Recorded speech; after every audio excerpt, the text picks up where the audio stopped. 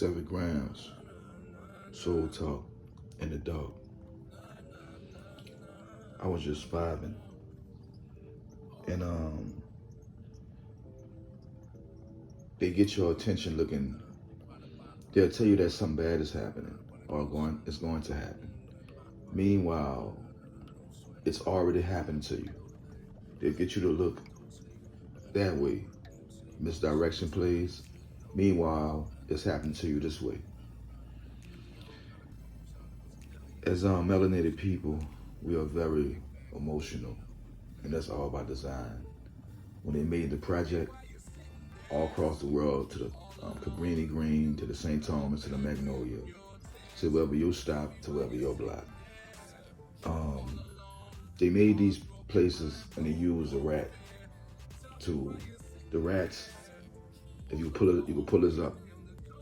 Use the rat experimentation and show how the anarchy, how the rats move, and they used them to see how we was gonna be moving around in the projects.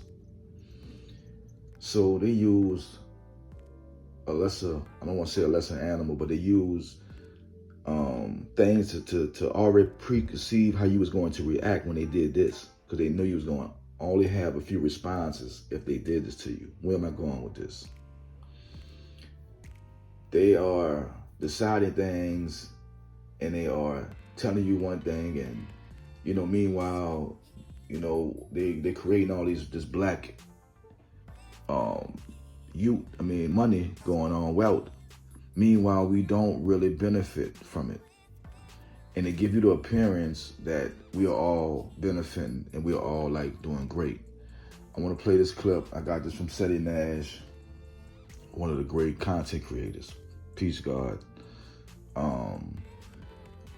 This is not just in Atlanta, even though I got a lot of families there. So it's like another place of mine. But we don't know what's going on because we don't attend these places where they have these making our decisions at. So I'm gonna play this little clip so you can hear what they decide when we're not around. Absolutely. Mr. Kemp, under your leadership, there is currently a 100-year gap between minority-owned businesses and majority-owned businesses. Although minorities comprise 48% of the population, they only generate 12.2% of the business revenue in the state. And under every analysis that we have seen, it will take 100 years to close that gap, given the current process that you have in place. You served 4 years in the Senate, 8 years as Secretary of State in charge of businesses. You served 4 years as governor. What are your concrete, specific, targeted plans to decrease and address the racial equity gap currently facing contracting and purchasing for minority-owned businesses? Governor Kemp? Well, I would remind Georgians that the first part of my plan was keeping our state open for business and allowing all business people and working Georgians to work when Stacey Abrams was criticizing me for doing that. Also pushing to get our kids back in the classroom when, again, Stacey Abrams was criticizing me for doing that.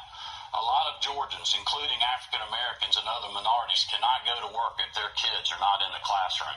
We have the lowest unemployment rate in the country for African Americans. We also were named we're in the top 10 of the states for black entrepreneurship in the state of Georgia. So our economy is incredible, and we will continue to work with all of those entrepreneurs in the days ahead and working class Georgians, because we are the ones that have been fighting for you when Miss Abrams was not.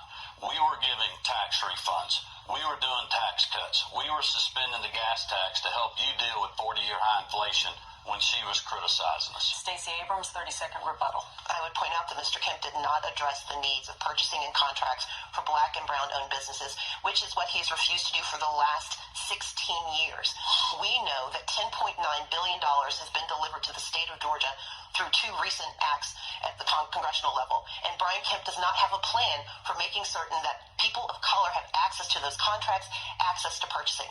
It was only in July of this year that he finally acknowledged that there might be a problem. He said that we need to study it. I would tell him, just cheat off of my paper. I know the answer. We need a governor who actually believes in equity, racial equity, economic equity in the state of Georgia, and I will deliver.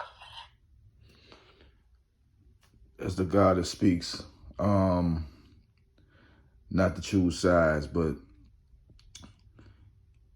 you could see the misdirection that he spoke well saying nothing. There's a whole philosophy of doing that. You could say the most prolific thing and it means nothing. You just spoke well saying nothing. A lot of preachers use it. A lot of bullshitting users. A lot of car salesmen use it. Even at moments, we all probably use it. But the better you are at it, the more better the bullshit sounds.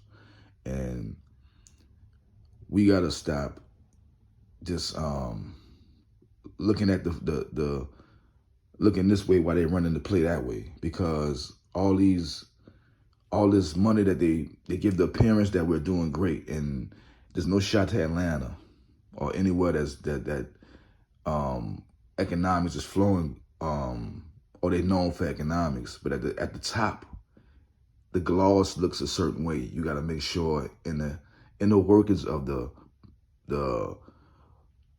vessel, whatever you want to say it is, that the components inside, the in-depth components,